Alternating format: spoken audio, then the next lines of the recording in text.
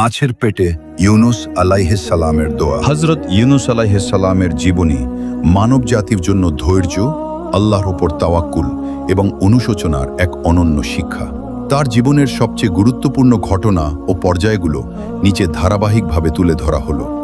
আল্লাহ তাআলা হযরত ইউনুস আলাইহিস সালামকে তৎকালীন আশিরীয় সাম্রাজ্যের নিনবী, বর্তমান ইরাকের মসুল শহরের কাছে অঞ্চলের অধিবাসীদের হেদায়েতের জন্য পাঠান। জাতির অবাধ্যতায় হতাশ হয়ে ইউনুস আলাইহিস সালাম তাদের সতর্ক করে বলেন যে 3 দিনের মধ্যে আল্লাহর আযাব নেমে আসবে। শহর ছেড়ে তিনি একটি জনাকীর্ণ জাহাজে চড়েন।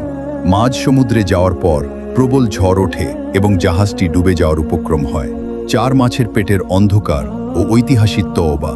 আল্লাহর নির্দেশে এক বিশাল মাছ তাকে গিলে ফেলে, তবে তার কোনো শারীরিক ক্ষতি করেনি।